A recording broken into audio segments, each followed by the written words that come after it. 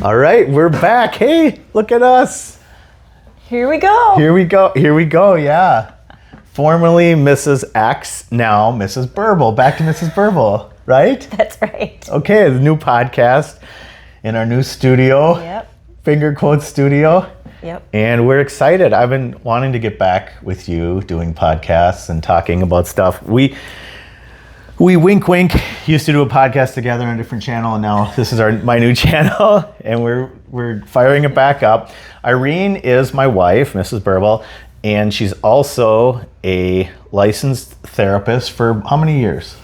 Oh, about as long as we've been married. 25 years. 25 years, okay. So she brings in a lot of the clinical perspective on some of the Hulk smash It's a good ideas I have, yeah. okay, about the mental game and mental processes and things like that. So she's here to reel me in, basically, right? Isn't that what you do? In some ways I do, yes. And in their life too, right? You reel me in, so it's awesome. All right, so we're gonna get started and we're gonna talk about learning how to learn. And what I feel like that I do as an instructor and as a teacher and with Pool is that I'm trying to teach you guys how to learn. And one of my things or ideas is, man, if I could just teach you guys how to teach yourselves and how to learn, then I would be obsolete, right? You wouldn't really need me because you would understand how to teach yourself these things. And I think, like, this is a little bit of a thought I've had, is that that's the most ethical way to be an instructor or a teacher, is to teach people how to learn and to give them the tools that they need and the information that they need so that they can teach themselves. And the reason why it's ethical is because I'm not here in my work as an instructor or as a person that's teaching this game to enrich myself, okay? I do need to make some money to pay for our life.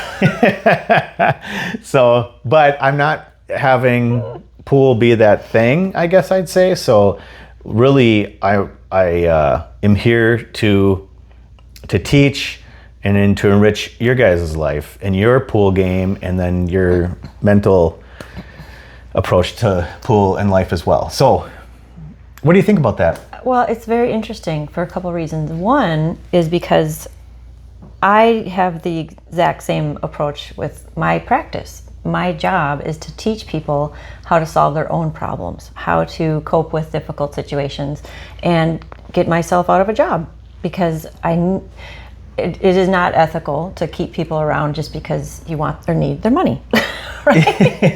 And that's not what healing is about, right? So we both have a desire to help people heal, and that is a very direct parallel, just what you said. So there are a lot of light bulbs going off. But the other thing that I thought was really interesting about your intro was this channel, you've described it as you learning.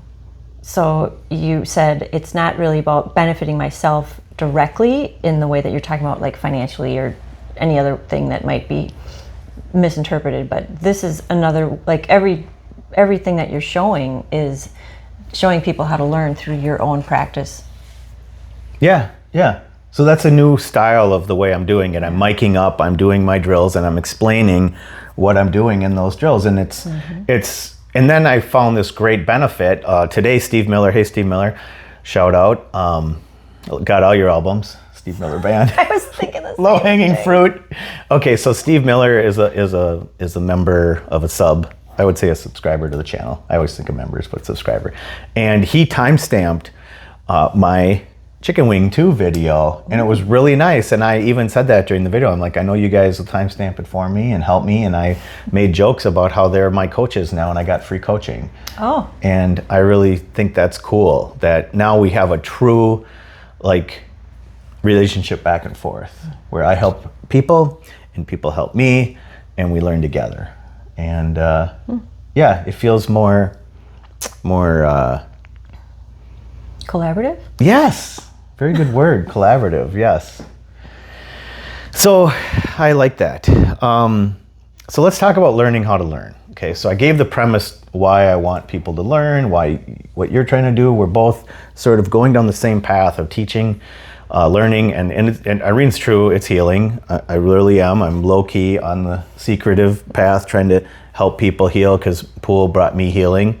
Well, first it brought me through a lot of pain, and then it brought me through healing, and it's really cool. So I think that a lot of what I'm teaching people is to will help them in their life to find, more acceptance for things, and more gratitude, and more being present, and those are the things that bring healing and bring peace to people. Those are the cornerstone things you need to work on, so we can work on that with our pool game.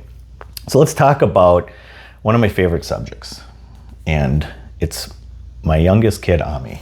Okay, he's on the channel once in a while hitting draw shots and messing around with pool, but his main gig, he's 13, and he is a musician. And he's more than just a musician. I would say that he is a professional musician, and I would say that he is part gifted and part workhorse, okay? And it's fun for me to sit back and watch, because we don't have any influence on what he does with music, essentially, other than support. We support, we support him with his music.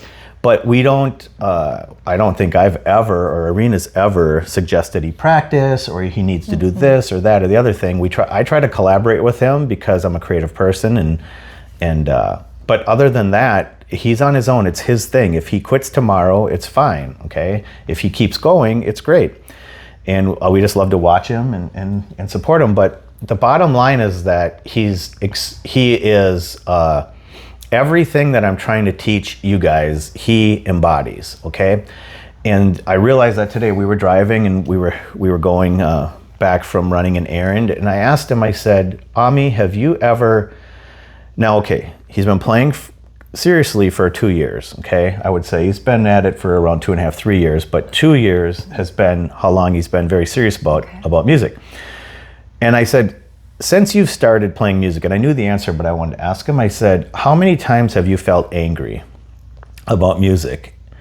And he said, well, he had to think. And he said, well, when my snare drum didn't work, because that's what we're going through right now.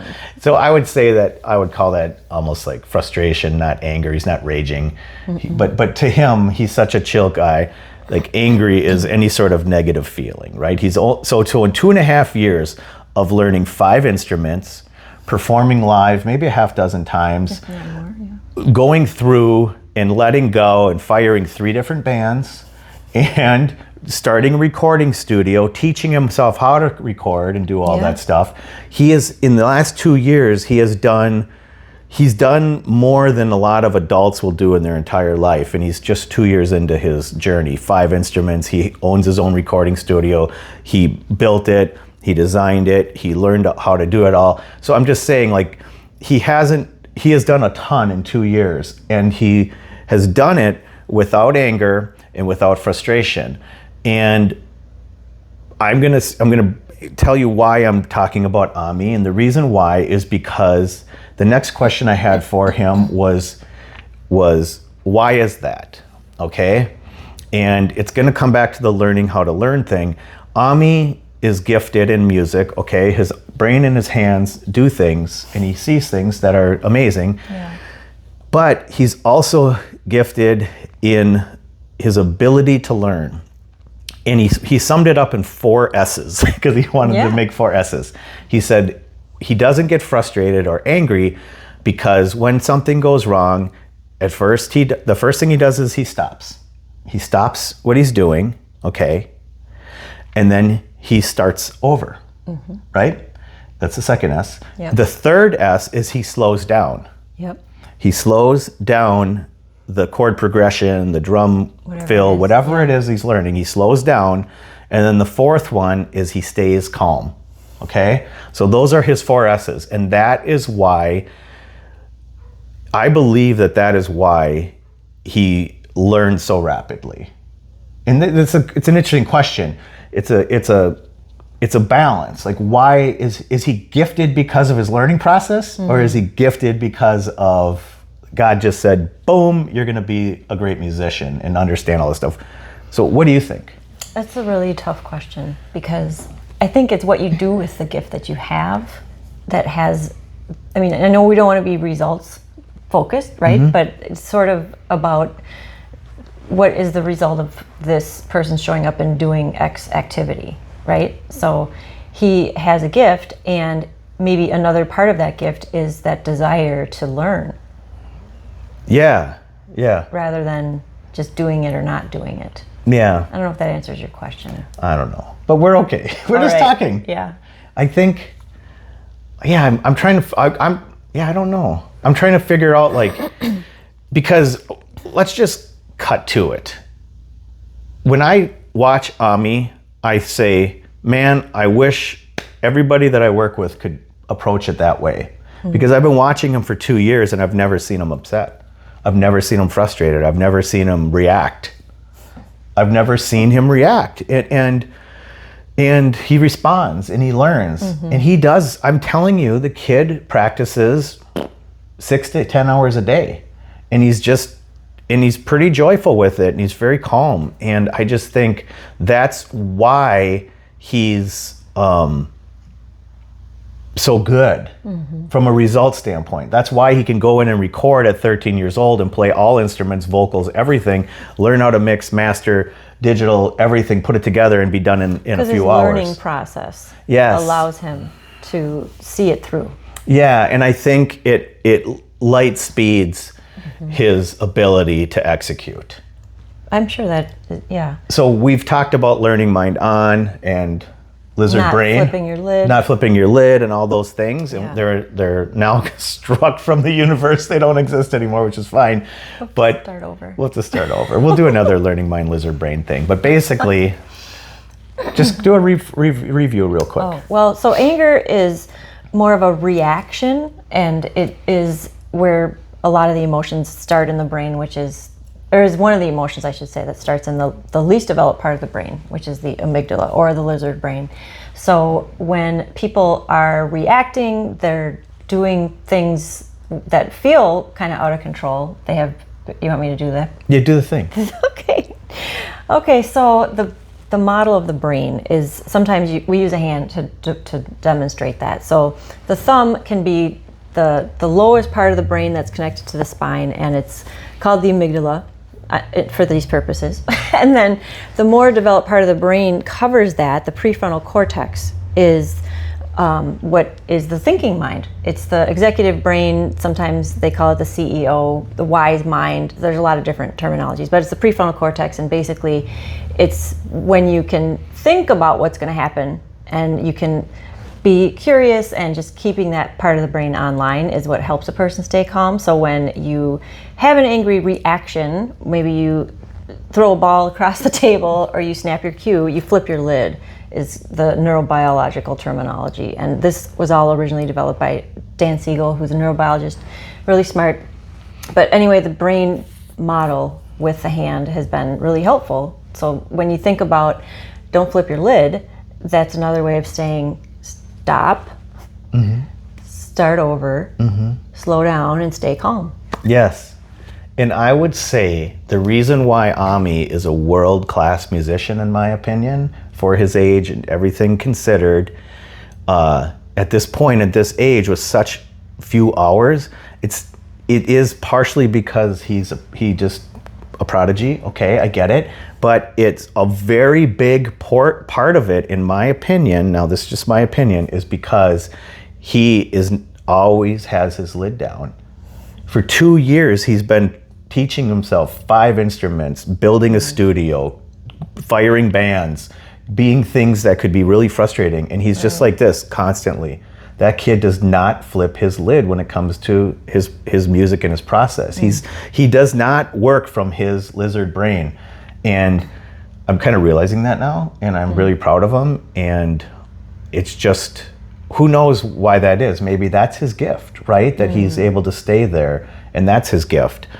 I don't know. But what I'm saying is, when I watch him, and I've watched him for 2 years, and right about the time he started training is when I started training people 2 years ago, and I've watched him along the way, and I've realized he has it figured out. He does it correctly. And so I'm constantly trying to train people and have them be calm and stay in their executive brain, keep their lizard brain down and stay in Don't flip their lid. Don't flip their lid.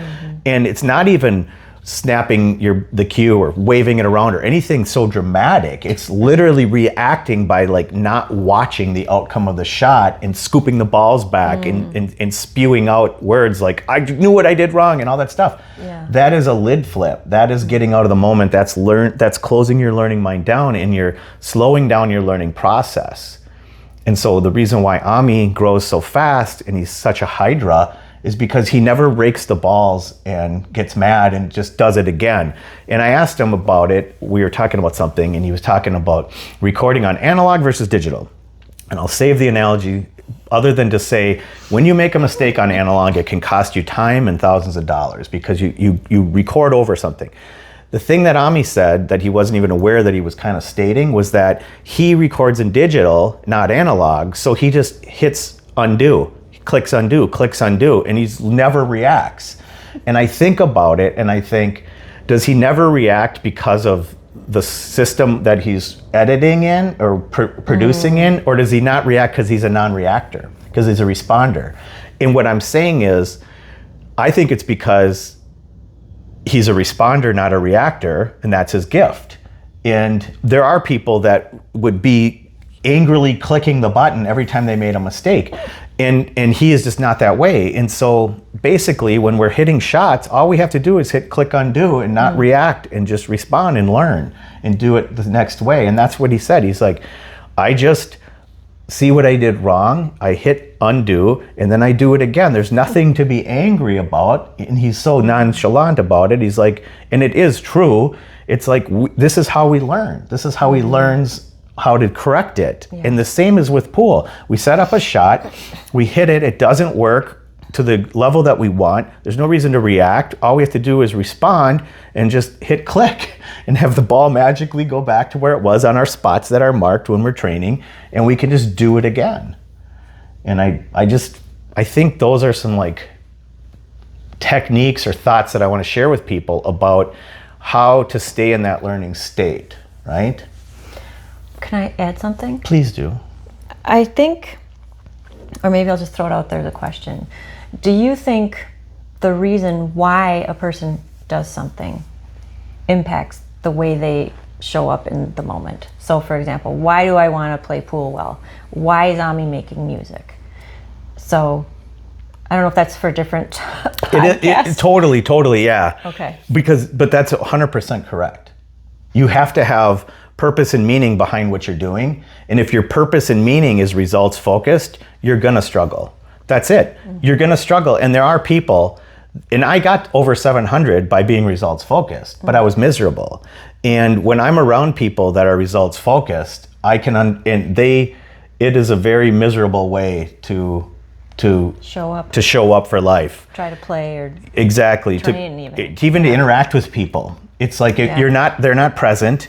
They're not others focused, right? Because when you're focused on the result, you're focused on yourself. Right. When you're focused on the process, you can be focused on learning. You can be focused on your why, your meaning, your purpose. See, if I go to, look at me, I'm getting all comfortable. If I go to a tournament and there's a ton on the line, like Derby last year, and I'm representing a brand and I'm all this stuff and I'm stressed out a little bit, well, if I don't have a why for why I'm there, other than the result, then when bad things happen and good things happen, I just go up and down with it. Mm-hmm. But because I have a why, because I have a purpose behind what I'm doing, I usually can stay in my learning state, right? Mm-hmm. And part of my why for pool is that I'm here to learn. I'm here to solve puzzles. This is why I play pool. Mm-hmm. I started playing pool 4 or 5 years ago, not because I wanted to achieve something, but because I missed playing, and I wasn't going to let achievement keep me from the joy of playing and the joy of learning what's happening. And as a byproduct of that, now it's 80% process for me and 20% results. That's the way I do my thing. I'm playing as good as I've ever played in my life, and I've had really good things happen, and I've hit some high watermarks, and I stay completely calm. In 4 or 5 years, I haven't been burnt out. I haven't been frustrated. I haven't been angry. I've gone through some awful things. Sharavari smoked me 9-1 at Derby and has like 500,000 followers. And I sat in the chair like this and I just smiled. And I'm like, it's probably like the worst outcome possible. And it's like the old me 5 years ago would have been completely devastated. And the new me is just like, hey, this is happening. This is just, there's nothing I can do about it. Acting like a baby and stomping my feet and getting upset or beating myself up is not going to help the situation. I just need to stay calm, get through it. And then, much like Ami, after that match, I just stopped, okay? And then I started over, right? And I slowed down and I stayed calm, meaning I said, okay, I'm done at Derby. That was my final match. And I looked at and assessed what happened. And I'm like, okay, I can learn from this whole week out here and I can move forward and I can have a plan based on not emotion necessarily, but based on like honest feedback that I received with the results. So I studied my results, I studied my process, and I looked at it and I have a new plan, you know? And I don't have to be all upset about it. So it's the lowest point that I've ever had on a pool table almost. And I'm like, big deal, who cares? Doesn't matter, right? Because I don't care about the results of anybody that would only watch me because I win every time I put my cue together is not somebody that I want to have in my life, like on a content situation. So there's all kinds of like ways to look at this stuff. I'm just trying to spam these guys with it a little bit. So I'm sorry. Well, I don't know if there's more on this that you think would be helpful to. We can talk about a different thing. Just recapping. The 4 S's. Yeah. Recap the 4 S's? Yes. Okay. So when you're practicing and hitting shots, you're going to do this process. We're gonna do it like Ami does it, okay? To stay in our learning, best learning state. We're gonna set up a shot, it's gonna be marked, okay? We're gonna have some sort of idea what we're gonna do. And then when it doesn't go right, we're gonna stop, okay? Then we're gonna start over. And then we are going to slow it down, meaning we're going to slow down our process. We're going to slow everything down and not react. We're going to respond. And then we're going to stay calm. Yep. And part of slowing it down is progressive to move it closer. That's the same thing. When he's playing notes and fast, he slows it down and plays those notes slow. When I'm doing things, I've always talked about progressive. Get closer. Get your ego out of it and get closer and slow it down. And I'm constantly training people and I'm pleading with them to slow down. Just slow down and hit the shot.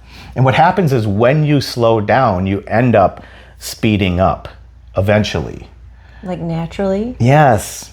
Because now I used to run around the table and play pool and train and try to get in as many shots as I could. I just got to get through this. And now I slow down and I hit shots and I hit them intentionally. I do everything that I'm trying to get people to do. And then I watch myself training on these videos and I'm like going at such a super fast clip that it's hard for me to even keep up my commentary. Get into the flow. Well, it's not No, because I'm still clunky. I'm just saying my clunky is so much faster. What's that? You're speeding up though, you said. I'm not speeding up. I'm at a fast pace is all I'm saying. Okay. Because, I'm at a fast pace, just like when I play pool, my pace goes up the more I study. The more I practice, the more I study, the more I stay calm, the more my pace increases. Okay.